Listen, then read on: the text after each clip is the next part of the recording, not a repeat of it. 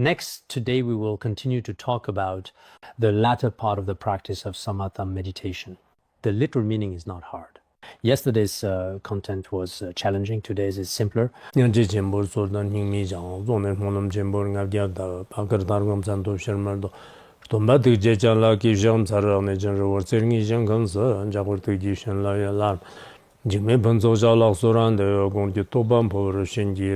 Profound and subtle dharma is rarely encountered in eon. We can follow it, maybe realize the Tathagata's meaning. To liberate sentient beings, please generate bodhicitta before today's teaching. All right, now let's continue discussing the treatise Profound Instruction on Samatha. It's Mipham Rinpoche's instruction on using the mind to observe the mind. This practice was discussed yesterday. For anyone wishing to engage in spiritual practice, it's best to first see whether your own mind is capable or not. If our mind is always distracted outward and unfocused or sinking inward into dullness, we're never able to actually apply it to practice in real life.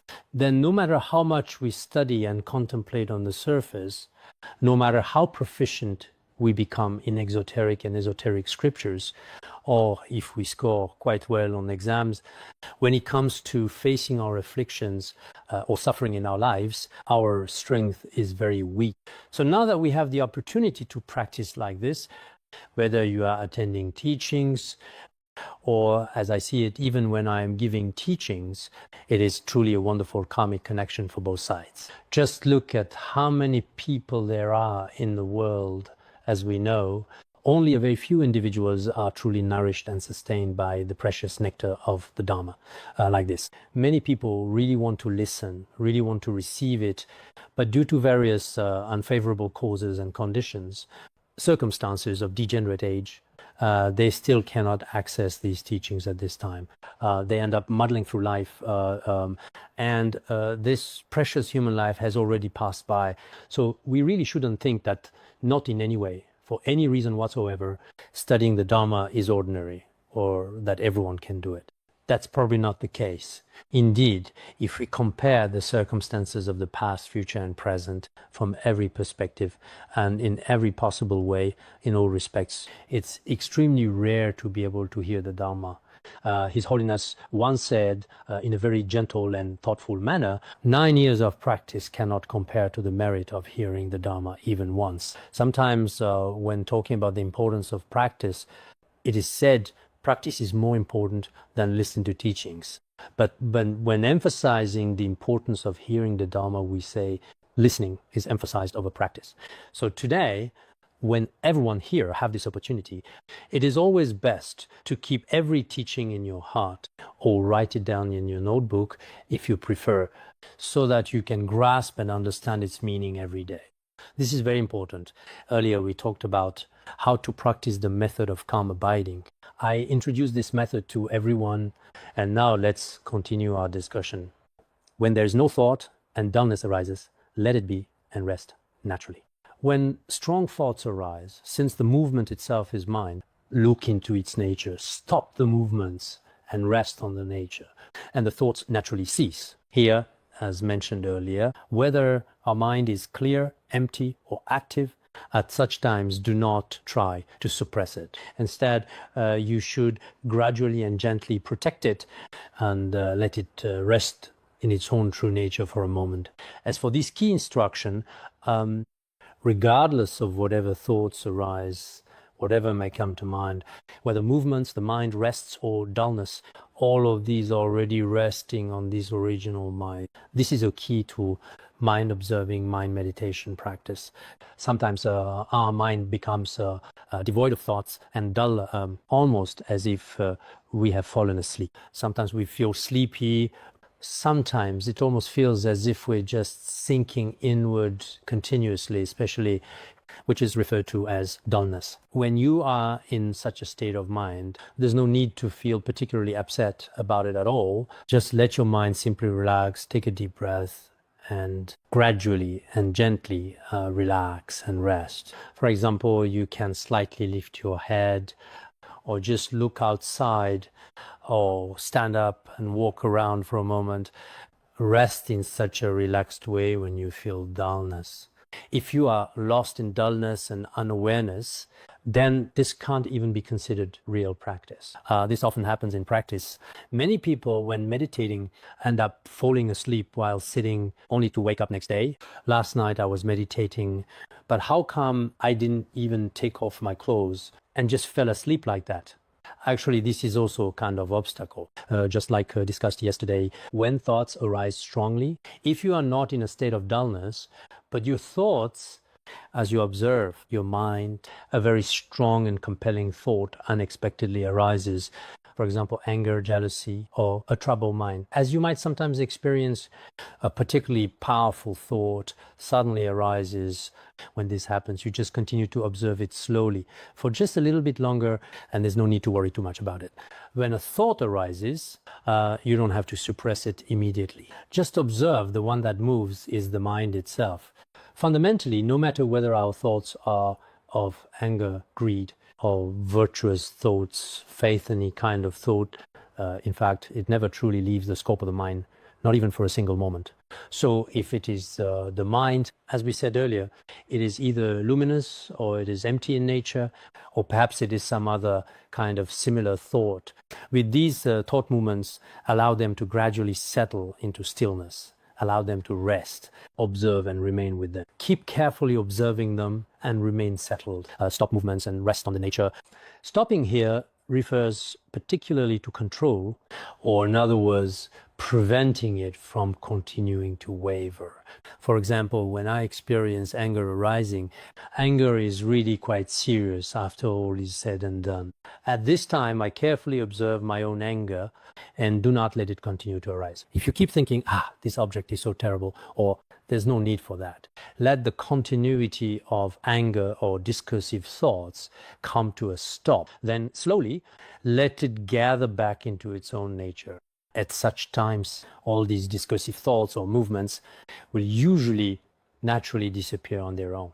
Just like those drifting clouds, if you simply leave them up there in the sky, they will gradually and naturally vanish into the wide open sky. So all of our discursive thoughts, if you don't continue adding fuel to their flames, don't keep feeding them all sort of things, don't feed them, don't nurture them. When you are in the midst of generating a thought, simply rest your mind right on that thought. The key point here is resting.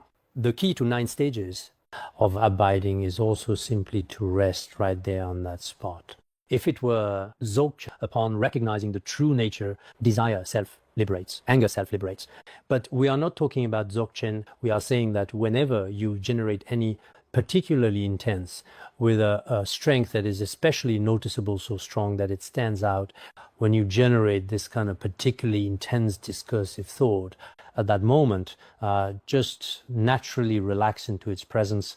Let it be just right over there. This is possible.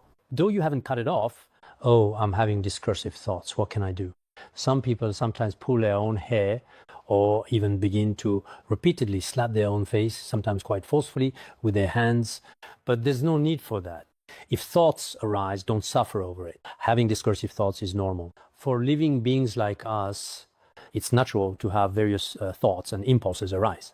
There's really no need to deliberately, intentionally, or purposefully suppress them either. But just don't let them keep on arising endlessly or generating more thoughts. Let them simply settle back into their own nature. At that point, like clouds disappearing into the sky, or like delicate translucent bubbles vanishing completely and directly in water, these impulses gradually dissolve into the alaya, storehouse consciousness, or within your own mind nature, they simply won't arise. This is called calm abiding, which is a state of stability and clarity. Each of these has different methods. No matter wavering or still mind, awareness is in the mind. This is called the mind abiding in itself. Generally speaking, for all of us, really, whether it's the restless, wavering mind or the unmoving, calm, still mind, no matter what state it is, in fact, you need to consistently maintain a single clear awareness. If the mind is wavering, there is awareness. If the mind is still, there is awareness. This awareness arises within the mind itself. Let our hearts always maintain clear awareness. Then you don't let it continue to proliferate. Rest in that awareness, just like this, abiding in the mind. Let it gradually settle in this state. This is what is often called the mind abiding in itself. When we say mind abides in itself, it doesn't mean, for example, that you force yourself to abide or that you suppress yourself. It's not like that. Actually, whether you have any arising thoughts or movements, or the clear mind abides, regardless of which, all of them should rest in their own nature, in innate awareness. There is a clear awareness. Clear awareness is not about fixating specifically on any particular place. For example, when a thought arises, I don't follow it. I think to myself, oh, I just had a delicious meal at noon today.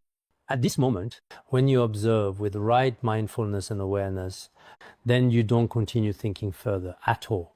You've already thought, I had hot pot for lunch today, and that one particular dish was especially incredibly delicious. At this point, there's no need to force yourself to stop. When you're thinking about the cauliflower or dried tofu in the middle of the pot and how tasty it was, how especially delicious it was. When you think it, just let your mind rest right there for a moment. Such discursive thought won't keep going. It will gradually settle and remain right there. Or if you don't have any particular thoughts, it's like a clear awareness. It's clarity and bliss without thought, clarity and emptiness. When you're in this state of clear awareness, rest in that awareness without being too obvious. Don't let it extend into a more discursive thinking. That's not the case. At this time, let it gently and softly maintain itself in your mind, allowing it to simply settle there. This is what's commonly referred to as the mind resting on the mind. Is like this. Just as a way to illustrate the point, for example, imagine a situation where you want to catch a yak. You let it graze while it's eating grass. Don't startle it, just let the animal eat. As it eats, slowly and gradually, when it's full, it lies down and sleeps there just like that. Without discursive thoughts, it's the same. If they keep arising, just simply let them arise. But in the process of arising, let them settle. At this point, they won't continue because this is the nature of discursive thoughts. As some masters' teachings explain, our mind is just like a sneaky little thief. If it's a little thief and the people nearby have already noticed him, he won't dare to steal anymore. Similarly, if we recognize our discursive thoughts, they won't dare to continue on. Without recognizing them, they'll keep causing trouble for you. Everyone should be clear about this. This is called letting the mind rest upon the mind in meditation. This is also a very important point, and it is something that you should keep in mind. Letting the mind rest in the midst of the mind, or letting the mind relax. And when thoughts arise, they naturally dissolve. We just let our active mind rest on the bed within the heart of emptiness. Let the mind rest upon the mind. There aren't two minds, but conceptually, when you're visualizing, it's like we talked yesterday, what we simply call self-cognition, or a lamp is self-illumination. In Wisdom chapter, there was a debate about lamp's self-illumination. If a lamp has no darkness, how does it dispel darkness? In fact, conceptually, a lamp is actually luminous. If it is luminous, then it must be able to illuminate by itself.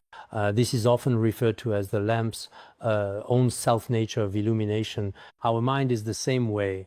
The mind cannot separate it into knower and known, but the mind completely understands its own nature.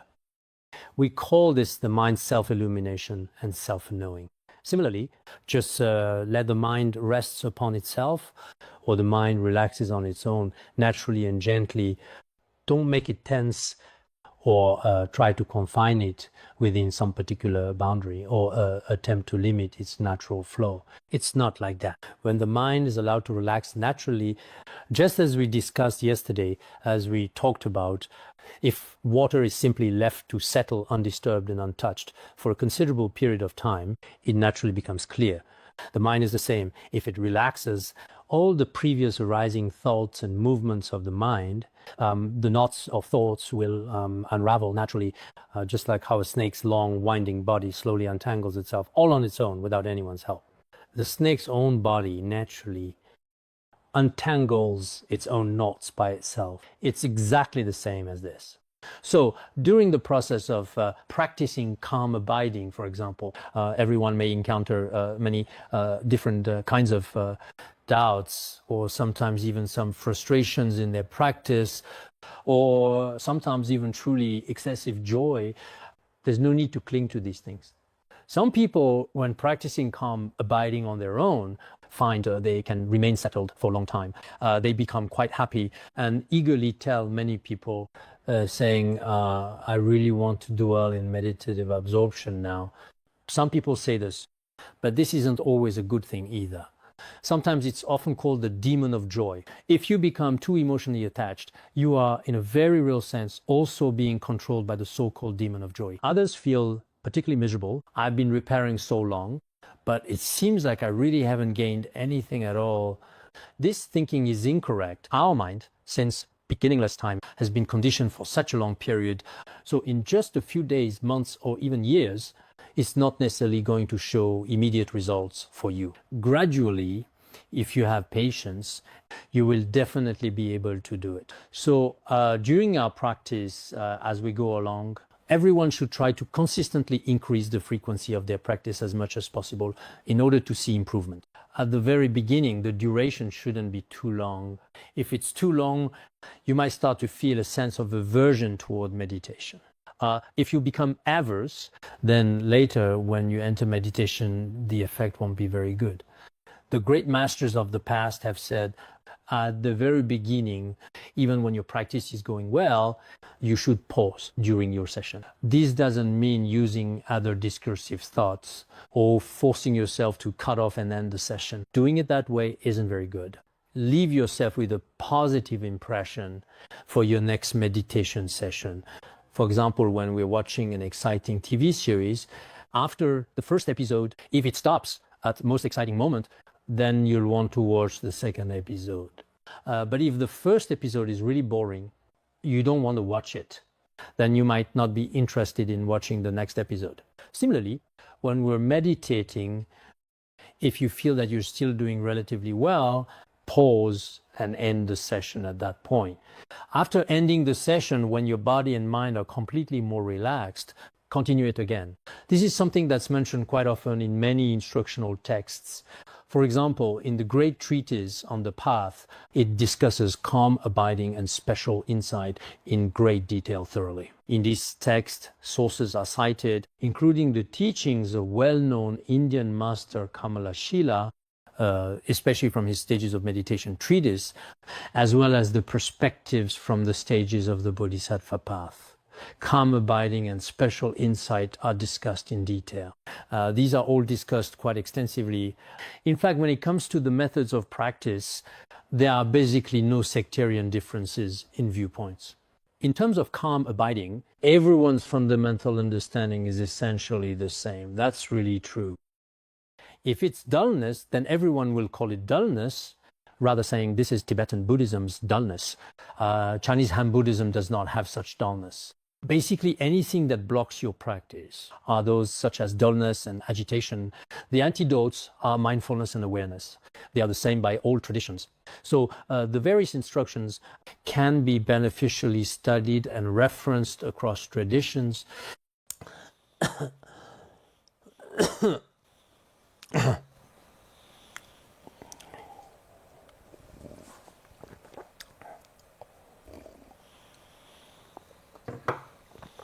The text comprehensively discusses in further detail if you don't recognize arising thoughts in the world, they ultimately have no real meaning.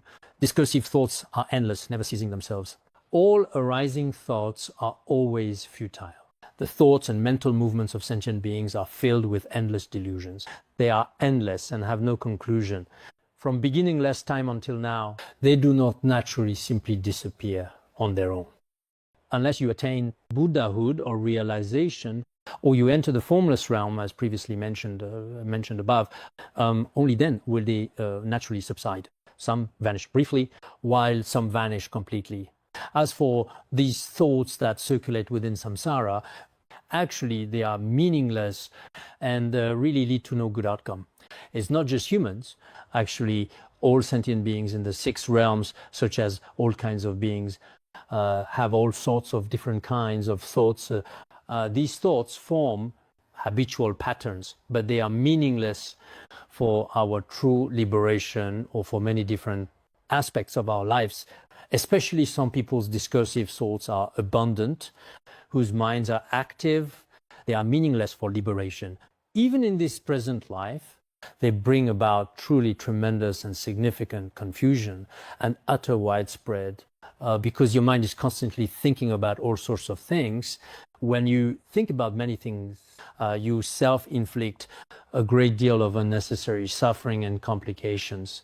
Haven't I said this before, that we sometimes feel yaks seem to have rather simple minds? It looks as if all they do is eat grass and drink water, and sometimes fight with their fellow animal companions, often in playful or competitive ways. Apart from these behaviors, it seems like when I was young, back in those days, I actually spent many years living with yaks. But I have always felt that people in the urban cities nowadays, I shouldn't say everyone, some in city are good, but many of them are troubled by worries.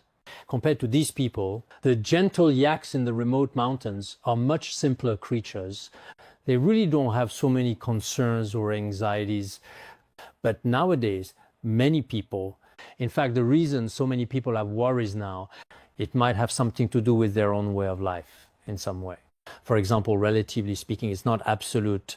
Comparatively speaking, children in Tibetan areas, because a family might have 4, 5, 6, or 7 children, they grew up in large families and their neighbors.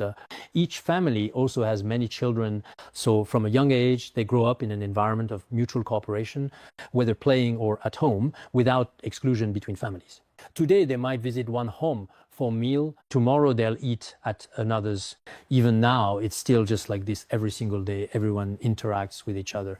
People aren't excluded. No matter which house you really go to, if it doesn't work out at one place, you just go play at another. It's not like before when some only children didn't want to interact with anyone, even those living right next door. For example, in a building such as an apartment complex, you might reside in Unit 2, someone in Unit 3, another in Unit 4, 3 or 4 units. They basically don't interact with each other at all. Out of concern, children are told not to engage with neighbors. So from a young age, these children develop especially a sense of guardedness. They become fearful and anxious. Such individuals often feel uncomfortable or inferior in group settings. They feel lonely most of the time, developing a sense of being perpetual outsiders. In fact, when it comes to collaborating and working together in the future, absolutely, they'll also face certain difficulties and won't be able to relax. But if we live in a much more relaxed and open environment, in a communal kind of life like that, really including Africa, sometimes it seems like they all have a more open mind. You get the feeling in Tibetan area, it's true that in terms of living conditions and education level, they're not as advanced as people in big cities. Their intelligence and their abilities aren't on the same level either. But sometimes their mindset isn't particularly fearful, anxious, or even worried. It's not like that. Perhaps it's related to certain lifestyle habits or cultural customs that have created these different mental dispositions. In any case, as practitioners, sometimes you really need to relax your mind. If you don't relax, you might keep generating discriminating thoughts. They have not much benefits for our present or future lives. Evil thoughts bring endless suffering. You must recognize the faults of them. You have followed them since beginningless time, you gain no merit at all. Especially for us ordinary beings in samsara, we have an especially large number of negative thoughts. These negative thoughts are in fact endless and inexhaustible, often lingering in our minds. if they are negative thoughts, there will definitely be suffering that never ceases. After we understand these principles, we also realize that sentient beings have been wandering in this cycle since beginningless time and have not gained any merit from it. Not only they fail to gain merit, but they have also, unfortunately, been suffering continuously. In the Sutra Itivutaka, in this sutra, according to the text, it states, because the mind is defiled, speech and action follow. Because our consciousness is tainted, verbal speech and physical actions arise from this impurity. Suffering arises from this just as a wheel turns because of the hand. When we create karma through body, speech and mind, suffering naturally and inevitably follows. This is just like how once you have a hand, you can turn a wheel. Turning the wheel, these two aspects complement each other. So the sufferings we experience in this world first come from taint of ignorance, and then karma is created.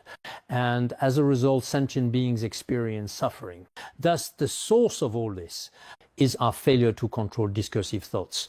If from early on we had practiced contemplation well, if we were good at meditation, we wouldn't create so much negative karma.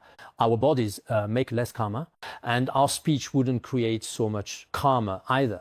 If we don't commit negative karma and rely on virtuous actions, then whether in the desire realm, the form realm, or the formless realm, or, to put it another way, in other possible words or alternative, each and every one of us would all experience happiness in our lives. So for as practitioners, as you already know, this understanding is in fact very important, truly essential. Yes, this is very important. Next, the text continues. Now, having abandoned attachment to this, diligently cultivate concentration, attain samadhi and the many merits of miraculous power. So now that we understand this today, we should cut off our attachment to these aspects, attachment to this life, and eliminate all kinds of desires and cravings that arise in our minds in this life. Then, with all our strength and wholehearted effort, we should practice calm abiding, calming the mind by observing the mind. By doing this, what will we gradually attain in the end? What will we ultimately achieve? We will attain deep meditative concentration and miraculous power, as well as many other various kinds of merits. We will gain a great deal. This concentration, if we do not practice it well in our daily lives, we may not be able to attain it at this time. In Records of the Source Mirror, it says that if a vessel is broken, the moonlight cannot appear in it. Likewise, if sentient beings lack the water of shamatha, the Buddha moon simply will not appear, not at all. Within beings' mind streams, if there is no water of samadhi, it means that if sentient beings lack causes and conditions of meditative concentration, then the Buddha moon, which is the reflection of the Buddha, that is to say, the reflection of the Buddha, will not manifest.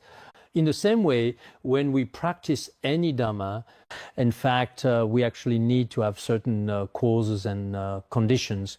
These conditions of meditation and practice are truly essential.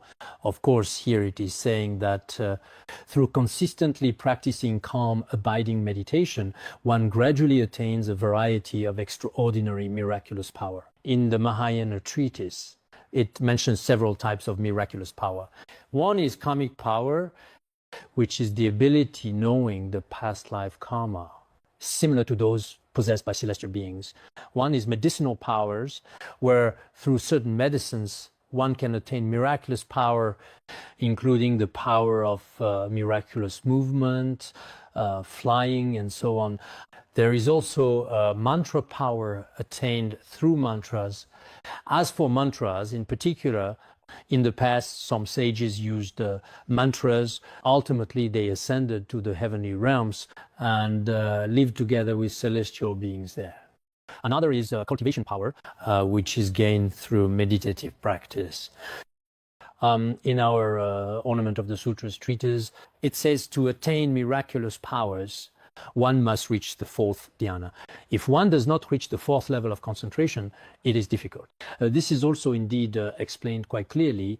In any case, as mentioned in the meaning of the Mahayana, regarding miraculous powers or the other abilities mentioned in various treatises, they all require a certain level of meditative concentration, samadhi. This is very important. The Mahayana compendium, this sutra, I'm not sure if I've introduced this before. Actually, this is Master Huiyuan from Mount Lu and Kumarajiva. And it's a work where the two of them engaged in mutual discussion. This is quite fascinating, actually. At that time, Kumarajiva was in Chang'an, and he was famous in the north. Master Huiyuan was at Donglin Temple, renowned in the south. There was some correspondence between them, meaning they communicated with each other by sending and receiving letters. It seems Kumarajiva had just finished translating all 100 volumes of the Mahaprajnaparamita Shastra, handed it to the king.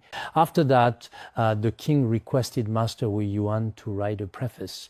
But Master Huiyuan was in his 70s, so he tactfully declined and did not write the preface. However, he later felt such a massive work of 100 volumes would be difficult for many people to practice. So for the sake of those with a more limited amount of wisdom and for beginners who may be just starting out, he edited the entire Mahaprajnaparamita Shastra down to 20 volumes. Later, they communicated through various methods, Huiyuan questions and Kumarajiva answers. In fact, Master Huiyuan was very virtuous at that time. He translated a few Tathagata texts at that time then, and he naturally understood the principles of nirvana, such as non-arising and non-ceasing and so on, which were views recognized as valid by Kumarajiva.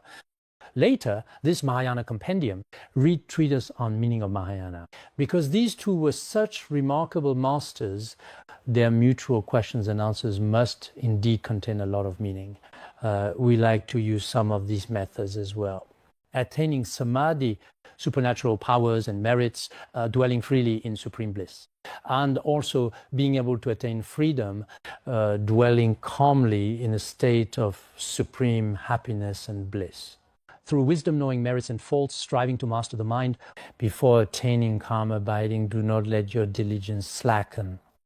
Here, it clearly states that by understanding and carefully analyzing the information presented, the virtues of samadhi and cultivating calm abiding, as well as the faults of not having samadhi, after carefully analyzing with this kind of wisdom, one should wholeheartedly strive to master one's own mind. For each of us, see if you can regularly practice a little dharma. As we discussed recently, if you only talk about it your whole life without practicing, of course, in Mahayana Buddhism, merely discussing it also brings great merit indeed. If we recite sutras every day throughout our lives, that too brings great merit. But reciting is just moving your lips, and speaking also just moves your lips. But truly, your inner mind, deep inside, or your heart, is very difficult to control and very, very hard to tame. If you want to tame your own mind, you must rely on the teachings of great masters of the past and practice diligently. Moreover, some of us young people, if we practice from youth, our minds gradually become capable. Otherwise, when you're young, you might think study and contemplation are most important and never practice. Whenever practice is mentioned, you feel a headache. Forget it. I mainly just read books now. Of course, reading books is very important. Reading books this way is like accumulating wealth is insignificant. I genuinely feel those of us who like books, memorize texts, and people who like to buy books, these people still have very good roots of virtue indeed. For Dharma books, if one has not even the slightest interest, but is only interested in food and drink, if keen on this, if one is particularly keen on these things, then such a person isn't a good practitioner. However, if you compare reading books to actual practice, practice is indeed really very important. If directly came, the afflictions in our mind stream, difference between practicing and not practicing, teaching and non-teaching are different as well. For example, some of us who serve as counselors or lecturers, we're compelled to study and learn. If you don't do this, your daily time might be wasted unconsciously on discursive thoughts. So what exactly is truly required here for this As a wise person, someone with wisdom, you should cultivate calm abiding through various methods. Before you have developed this state of calm abiding, and you must never ever slacken your diligence. You must not let up in your dedicated pursuit of calm abiding. This is truly the essential point. Actually, when it comes to calm abiding and special insight, and we need to think, what is calm abiding? It's settling the mind using methods of stillness so that the mind, through gentle and sustained effort, gradually attains a state of pliancy and ease. This is calm abiding. As for special insight, it is cultivated through analytical meditation, which is a process of deep contemplation, resulting in a wisdom where both body and mind become capable and at ease. This kind of wisdom is called special insight. In fact, whether it is special insight or a state of calm abiding, the ultimate result is that both body and mind become capable and at ease. When you reach pliancy, no matter how you relax, your mind naturally settles and becomes obedient. Actually, special insight is developed from calm abiding and requires this kind of wisdom. Whether it's calm abiding or special insight, before you attain a level of realization, you need to practice earnestly. Vasubandhu wrote verses on the gate of calm abiding and insight. Some say it contains 70 verses, others 77. This work by Vasubandhu exists in Chinese. I looked it up in Tibetan, but I didn't find it in Tibetan. In Tibetan area, we place great importance on the teachings of Vasubandhu and Asanga. In his verses of calm abiding and insight says, a wise person cultivates concentration as urgently as extinguishing burning clothes. One should abandon all distractions and dwell in a quiet forest. This means a wise person, when practicing calm abiding, should practice with great urgency, just as if trying to save clothes burning on their own body. They should immediately put aside all sorts of trivial and messy affairs and dwell in a particularly quiet forest. In tranquil forest, practicing calm abiding daily. If you live in a relatively quiet place, the wisdom of calm abiding, especially calm abiding, is very easy to arise. Therefore, before you have developed such calm abiding, try your best not to relax. If you practice shamatha seriously for 7 days, then the mind will definitely, without a doubt, gain some noticeable benefit. Or practice for 14 days or for 21 days consecutively in this way, or even for 100 days, your mind should gain capability. If you do not practice, then it may just be something you hear about which doesn't have much meaning. So Mipham Rinpoche also said, if you practice for 7 days, both body and mind will relax, and you can attain that kind of warmth sign. Even if you practice for just 7 days, you will gain certain warmth signs. Of course, during practice, as we've mentioned, you shouldn't be too anxious in your mind. If you keep thinking, I must practice, I must really practice, and your mind is too tense, in that situation, it becomes extremely easy for a person to lose their mental sanity or even fall physically ill. There are various situations. So when you practice, you must maintain a relatively relaxed state. If you feel you can make progress in your practice, don't just worry about it. You can still read a book, listen to some music, have some tea or coffee if you like, or have a nice chat with your friends. Although this is a bit scattered, it's still better than going crazy. If you practice too tensely, and in the end, after practice, you end up becoming a lunatic, then it's not worth it. It might even be better for some people not to practice at all. In the past, great masters tailored their requirements to a person's capacity. Some were required to do a 3 months retreat no matter what, while others weren't allowed to retreat even for a day. There were such cases. So everyone's situation and way of practicing is different. If you repeatedly practice like this, drawing the winds into the central channel, your scattered thoughts will quiet and your mind will become more capable. If we keep practicing like this, practicing regularly, doing a session in the morning when you wake up and an evening session, some of our Dharma friends were fond of meditation. Regarding meditation, even when traveling, if they were staying in a hotel, they would meditate after waking up and meditate before sleeping at night. If there was free time, they would meditate too. They were quite willing to certainly do this. If we do this regularly, our winds will enter the central channel.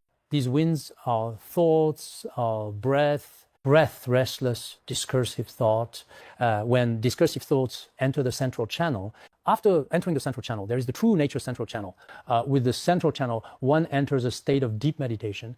At this point, your scattered, deluded thoughts become increasingly pacified, and your mind becomes more and more capable. This is the result of practice.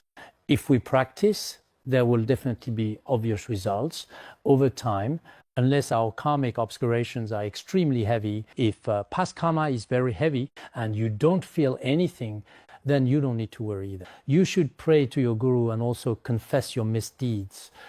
You should also make mandala offerings and sometimes circumambulate stupas, or use a prayer wheel and recite mantras doing these is sufficient. When practicing, you really shouldn't do it in a state of particular pain or tension or practice while in a state of emotional distress. You didn't want to meditate, but you forced yourself. It's not like we really have to report our attendance every single week now.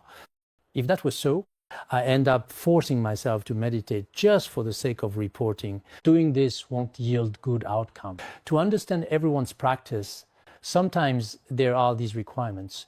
For example, after we finish teaching the tantric teachings after a period of time, everyone is obligated to practice for at least 2 complete sets of 7 days at a minimum. If you sincerely pray at that time and do a personal retreat, except for a few dedicated people every year, I just say it and don't really do it. I've actually never done a retreat myself. Sometimes it's a 7-day retreat, but during that time you must put aside all distractions, including things like your phone, and hand them in by force. You have to give them to other kind-hearted Dharma friends. Managing phones mutually might help. Right now, perhaps the biggest problem is our electronic devices. Electronic devices are often especially disruptive to us. You can also make a vow, meditate for 7 days a year, or for a month, or for 100 days. Our mind is a conditioned phenomenon. It will definitely help. Sometimes for myself, when I am humbly walking through these pure and mystical forests, in these pure places, even my dreams seem different from usual. During the day, my faith in the Guru and 3 jewels is stronger. Even when encountering situations, the ability to transform them into the path seems different from when you are among crowds or attending meetings every day. The state of doing things every day is different. So for everyone should create their own opportunities each year. Indeed, some of our dedicated people are truly remarkable. They use their meditation time to dedicate themselves to others. Of course, for some people, their dedication might be even better. If your practice is unsuccessful, you lack compassion and becomes meaningless. No matter what, as long as you practice diligently and repeatedly, you will definitely pacify these discursive thoughts gradually, and your mind will become more capable, and it's certain to happen. At that moment, without needing the teacher's direct pointing out or pith instructions on abiding, smooth winds settle the mind. At that time, you will no longer need other teachers to directly point out the nature of your mind to you. Because in fact, this is actually a practice of calm abiding. For calm abiding, it's possible without other teachers' guidance.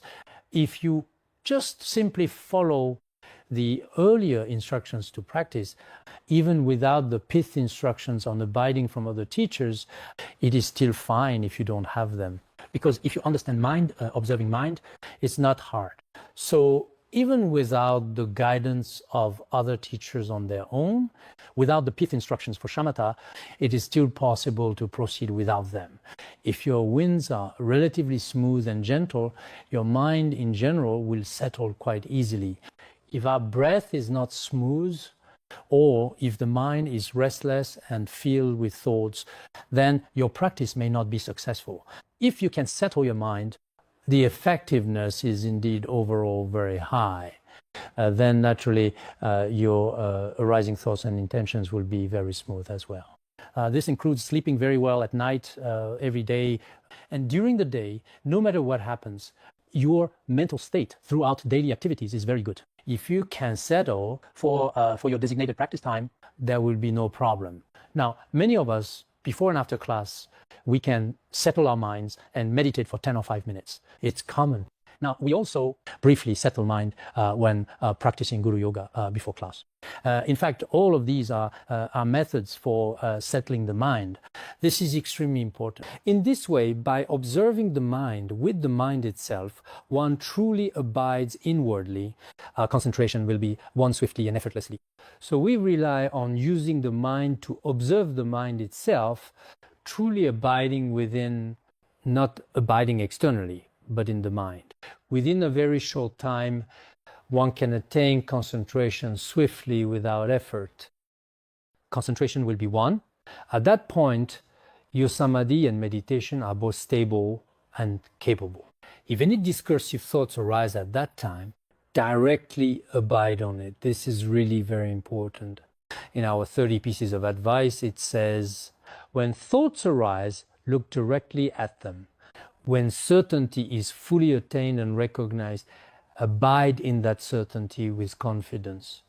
In practice, abiding without fabrication is essential. Anyway, that's the general meaning.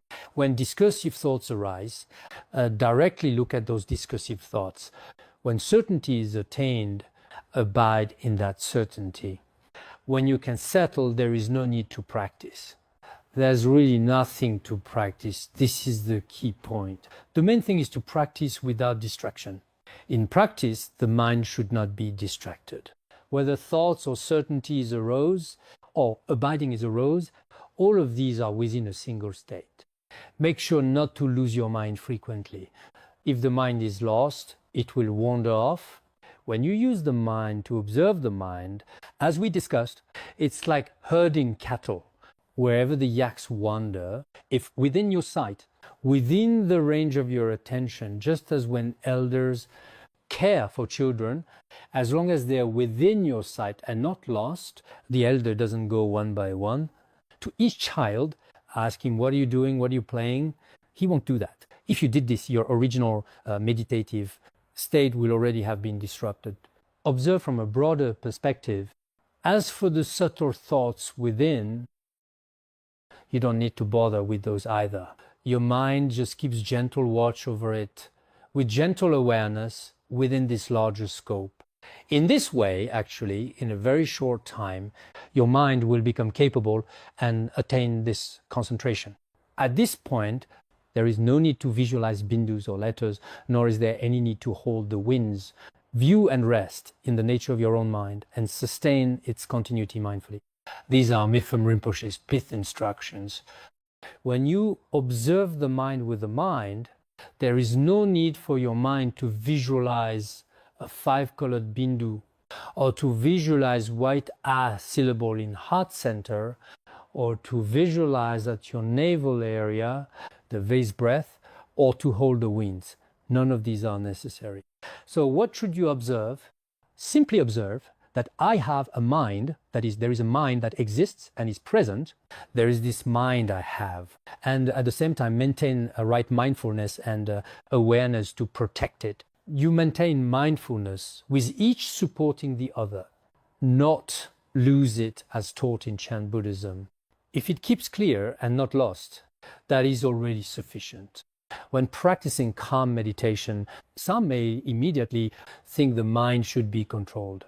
But if you try to control the mind, it's best to keep it within a broad boundary without scattering. But within that smaller range, it may still move around inside, including having thoughts arise, daydreaming, or fantasizing. There may even be all sorts of subtle fluctuations and movements, but you don't need to worry too much about that. As long as the mind keeps settling again and again, settling using various methods to help, at a certain point, the mind will return on its own. You don't need to deliberately use antidotes to control it. When you practice directly in this way, it will simply naturally settle. At this point, the mind willingly, without you intentionally or forcefully trying to control it, there's no need. At the beginning, some elder people may say, you can't go there, you can't go. But when children grow up a little and they know where they can play and they won't run off to faraway places, mind is like this. In the end, it will observe itself. You see, that is to say, observe your own mind. When practicing, you don't need to ask, should I observe this or that? You don't need to worry. Mipham Rinpoche says it's still about using the mind itself to observe the mind in calm abiding. Of course, as I've said in some other practices, it carries powerful blessing to observe Buddha's image. In the past, at other universities, I've given lectures on meditating on the Buddha's image. When I was at Yale University, I taught them the 9 stages of mental abiding. They were actually quite interested, genuinely intrigued, in fact. I explained meditation on the 9 stages of mental abiding. And then in Melbourne, or maybe somewhere else, at that time we talked about meditation in movement.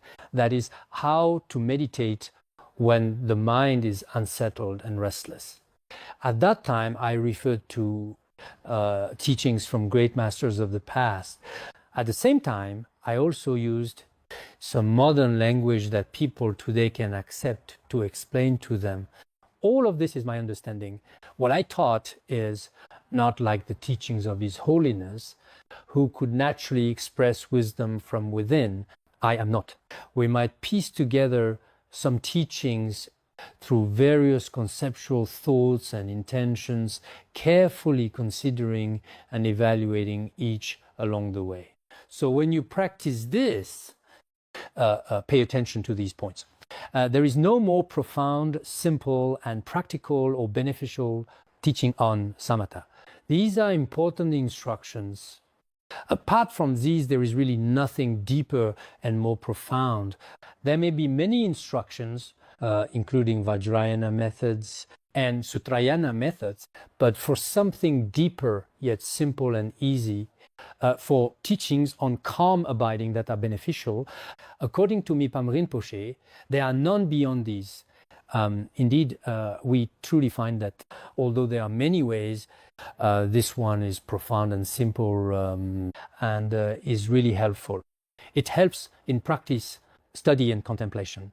Even for people with hot tempers, if they regularly practice samatha, as we often say, as you may have heard before, when yogi gets angry, it's like striking the surface of water with a wooden stick. When you hit water with a stick, there's a ripple, but it quickly smooths out and disappears. So, generally speaking, in most cases, even if someone who practices regularly loses their temper, after they express it, the anger disappears almost immediately. But if you're not like this, if you're someone who waters your discursive thoughts, after arguing with someone today, you may hold on to that for 3 or 4 years, and when you see that person again, you just start cursing them all over again once more. It could be like that. Generally, people who practice well are like this. Those who practice and who don't are really different. For practitioners, their temperament, though with afflictions, is, as other masters have taught before in their instructions, it's like the wind in spring. Even though it blows, its force is very weak. If you regularly practice calm, abiding meditation, You experience anger, but it will disappear right away. Our minds can be focused when listening and contemplating. When you take an exam, if your mind is especially scattered at the moment, then even if you know, you might not be able to write it down. It's same when giving a lecture. If you regularly meditate, then from start to end, your lecture will likely be logical and well structured. The organization will be very clear. Without regularly observing your mind may be scattered. If you are giving a class, it's not easy to be focused for long. It's also very difficult to keep focused the whole time. Same goes for listening to a class. If your mind lacks proper training, it's very hard for your mind not to be scattered. So when it comes to our practice, this applies to all activities at any time. When they do things, some people see things through well, but others, as they work, a distracting thought arises, and then they give up halfway. So actually for us as Buddhist practitioners, meditation is very important. Why do so many Westerners meditate regularly to improve their work efficiency? Take Steve Jobs, for example. All of his employees at Apple would meditate during breaks and before meetings, because during meetings they needed to bring out a lot of great wisdom and creativity. So for many scientists, there's a common understanding that their creative ideas come because their minds become calm. When the mind is calm within our alaya, there are many treasures of wisdom. These treasures can be unearthed through samatha. In this regard, the merits may be immense. I probably don't need to elaborate further here. At first, the mind abides and observes itself. In the end, it's like gazing into space, finding nothing. Wrong views naturally disappear. In the very beginning, when our mind abides in itself and we use mind to observe mind, it's just like when we keep looking into empty space. In that vast expanse, you won't find anything to see at all. In the same way, if we regularly observe the mind through the mind itself, then these wrong views, greed, anger, attachment of existence and non-existence, will all be naturally liberated. This is actually a rather advanced level, just as it is stated in the condensed Prajnaparamita Sutra. Some people claim to see the space. How can one see the space? Some say they see empty space, but how can one see space? If observing, seeing space is impossible, this teaching is stated. Similarly, if you first regularly settle your mind and then use the mind to observe the mind, then all discrimination and all negative thoughts will immediately disappear.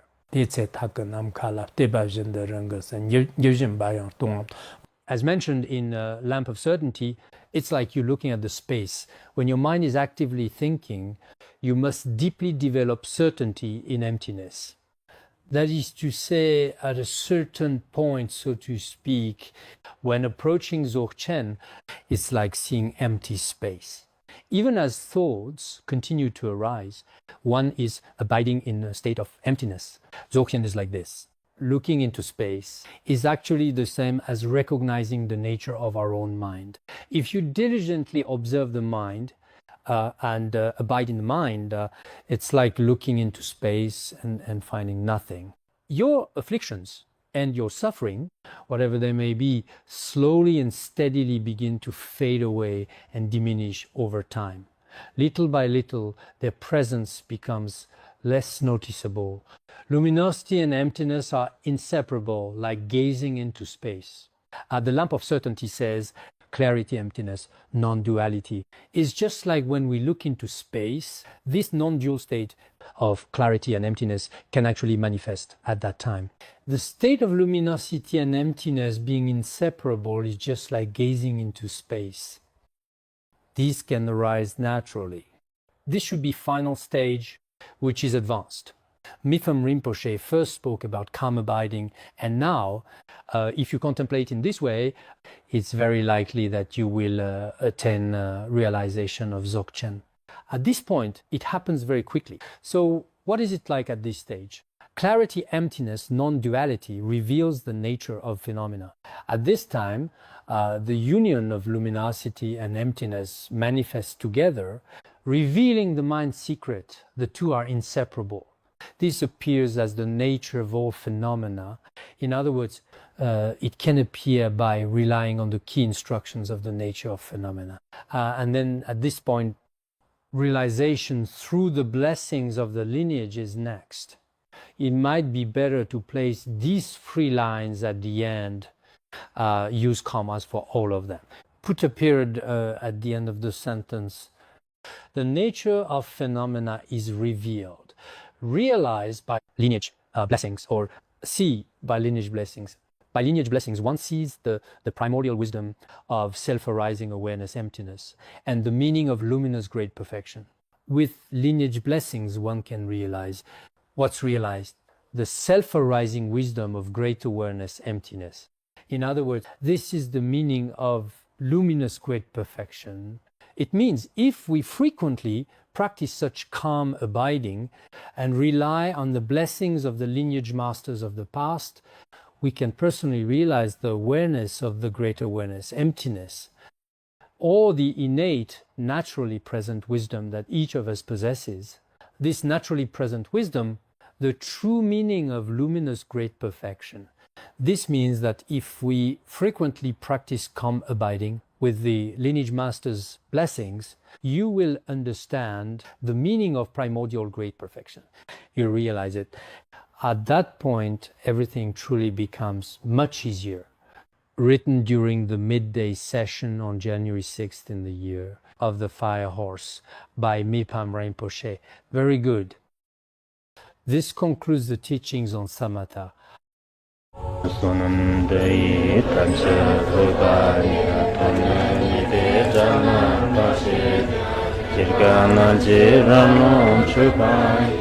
Jupun Solen Dra Bandarangara Badma Sadarda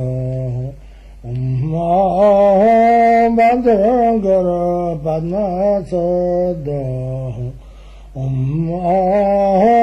Bandarangara Badma Sadarda